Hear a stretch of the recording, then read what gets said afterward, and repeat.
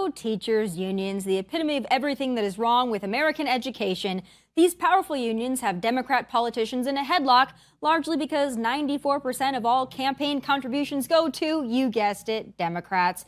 In fact, analysis of the National Education Association spending shows that in 2020 to 2021, the teachers' union spent a fraction of its money on representing members and more than double that amount on political activities. Wow, just wow. So what is the solution and how do we combat that kind of influence? Joining me now is the CEO of Freedom Foundation, Aaron Withe. All right, Aaron. Now, this has been an issue, these teachers' unions, that normally was very politically divided, but now I think even Democrats are coming around. We saw it in Virginia.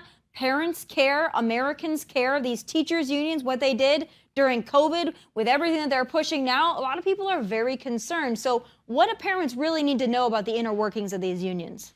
Parents, teachers, and students alike are waking up to the real agenda of the teachers' unions, and they're basically trying to turn our schools into liberal indoctrination centers. That's their main goal here. They're the number one funders of the political left in America, and what they're really trying to do is play their agenda out in Congress, in the White House, in state legislatures, all across the board. And their agenda is simply to raise taxes and then push this critical race theory, sex ed, and all these other social agenda items that they now have on everyday Americans. But they're doing it through our kids in our schools. Well, they certainly are. And I think a lot of Americans, myself included, are very confused as to how we got here. Yes, teachers tend to be more liberal in nature, more Democrat in nature, but to think that unions this large, representing this many people, would be so left and so radical and care so much more about the indoctrination than the actual academics, it's weird to think how we got here. I know that you guys have been studying this for a long time, working on this issue for a long time. When did the shift happen where it started to get so radical? Most teachers, so before I go there, most teachers that we have in public schools today, they're heroes. They're people that want to teach our kids. They want to teach reading, writing, math. My wife, until last year, was a public school teacher. I mean, these are people that care about teaching our kids. What the teachers union is doing, though, is they're activating a very small portion of activist teachers that are going out into schools and pushing critical race theory and all the rest of it onto our kids. I mean, it started decades ago when government unions were allowed to become a thing. They were allowed to take money from public employees, which is inherently wrong, because what they're doing is they're taking money from public employees, funneling it into liberal candidates that go into office that agree to raise taxes on businesses and individuals and then grow the size of government. And what that means is that they can then get more public employees to pay more union dues. It's a vicious cycle that's been ongoing for decades now. So are members of teachers' unions the ones that aren't this tribe of radicals? Is there anything that they can do to push back, or is it kind of a system of cancel culture where you sit down and you shut up if you don't agree? Because I'm sure it's probably that way, but I just wonder, anything that you're seeing, your wife being a teacher for so many years, is there any pushback within these unions to maybe change them, get them back to their intended purpose? Yeah, we see a lot of it every single day, but what most public employees can do today is they can leave their unions and stop paying union dues. Your everyday teacher, most of them have no idea that they can actually leave their unions. So what we do at the Freedom Foundation is we run a public education campaign to tell every public employee, not just teachers, in America, they can stop paying these union dues and get out of their radical unions. Because what happens then is the unions become accountable to their membership. They've had a monopoly on being able to take money from public employees, teachers, for so long and then spend it on liberal candidates. And none of these teachers and other public employees have known that they can leave. So they haven't had to provide any benefits. We exist to make sure that every single one of them knows. I'm sure that there's an element of Stockholm syndrome kind of woven inside of there where these teachers, maybe they even know that they can leave, but they're scared to because that is an environment where it is a lot of groupthink. Unfortunately, the education system is liberal in nature, and it is intimidating in nature for a lot of these, especially these young teachers. So that's something that's great that you guys are working on this and that you're actively fighting it, giving people an opportunity beyond what they see from their teachers unions and their union bosses that really are getting rich off of all of this. I want to go to some of the curriculum changes that we've seen. Not only do we have to go through COVID, and we're going to go into that in a few minutes, the shutdowns, the remote learning, everything that they put children through, forced masking, forced vaxxing, all of it, disaster, horrible, un-American.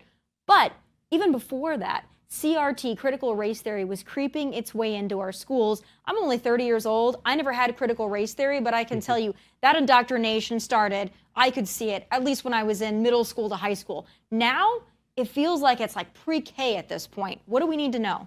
They're teaching, what they're trying to do is they're trying to create public schools, turn them into liberal indoctrination centers. And critical race theory is one way that they can do that. Sex ed is another way. They're trying to get this stuff into the curriculum so that they'll turn these school kids into liberal voters. That's their overall agenda here.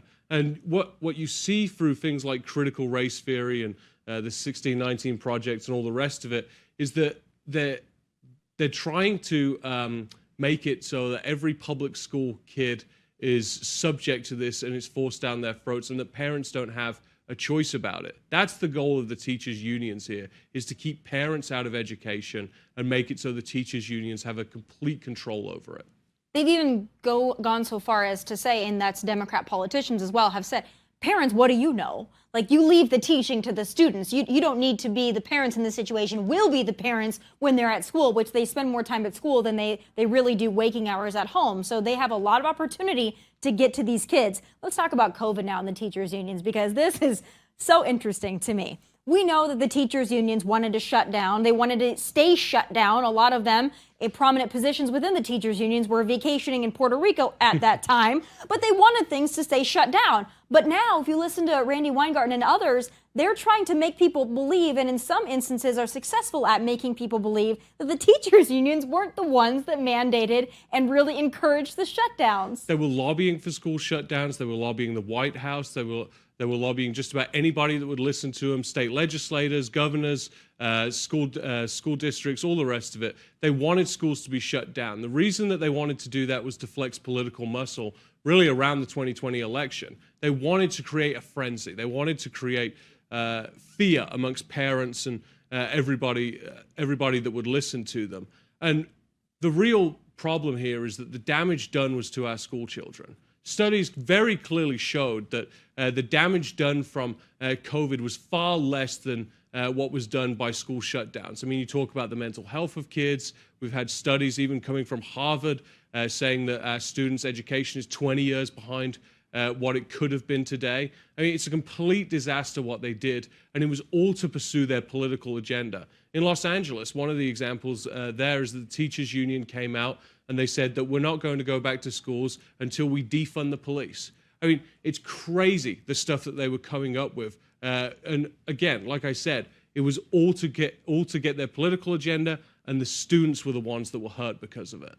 You know, I have experienced a lot on college campuses, but it's even more now in high schools and elsewhere. I've just experienced it because I've gone to speak at college campuses.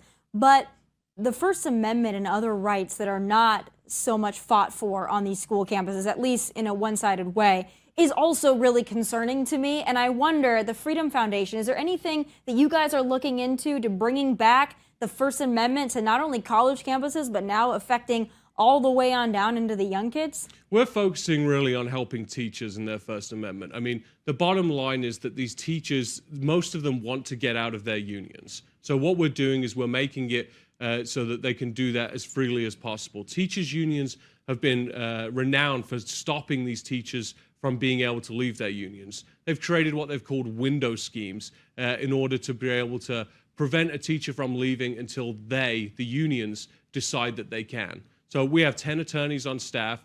We have 80-something lawsuits against government unions today, and most of them are on behalf of public employees that are not being allowed to leave their unions. I say that it's time to put the power back in the hand of working class teachers and other public employees and out of the hands of radical union bosses that are dictating the direction of our country today. It seems to me that unions, at least in some areas, have become the thing that they were created to fight against. They are the man at this point. These rich union bosses, these trial attorneys that go to bat for the unions and the union bosses, it seems like such a web, but there's a lot of average American workers out there that they grew up with the unions and that's all they know. So for those individuals out there, especially in our Rust Belt, maybe not in a teachers union, but in another union, what would you tell those workers that have been born and bred to believe the union above all? Well, there's inherently a difference between private and public sector unions. There's a lot of private sector unions out there that do good for some workers, arguably. But public sector unions, they really don't do anything for their members. We've heard that from the members. We see it every single day. So what I tell public employees that belong to unions today is go to optouttoday.com, get out of their union. Your average public employee pays about $1,100 a year in union dues. That's real money. If you're earning $70,000 or $80,000 as a public employee today,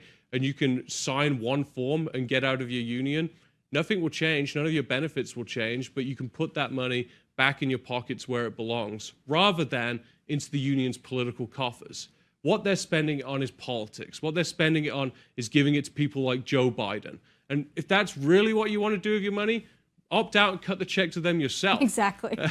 Put this money back in your pockets. That's where it belongs. The thing that really annoys me about what the teachers' unions have done is that they've lied and deceived your everyday public employees to either tell them that they have to belong to a union or that it's within their best benefit. They're basically telling them that you don't know what's best to do with this money, so give it to us because we know what's best. And my wife, like I said, she was a public school teacher. These are people like her friends. And it's scandalous to see the way they've brainwashed these teachers. And the teachers' unions did not go to bat for the teachers who were being forced to get vaccinated, forced to mask. That's frustrating to me. One of my very good friends is a special education teacher, and she was all but forced to get the vaccine. Otherwise, she had to use her own sick days, money out of her pocket. Teachers' union didn't help her with that one. Imagine that. Well, thank you for giving all this information. I think a lot of people are very confused as to the difference between the unions and the teachers themselves. It's an important distinction. Thanks for everything that the Freedom Foundation is doing. You guys are fighting great battles. And thank you so much for being in Nashville. Thank you.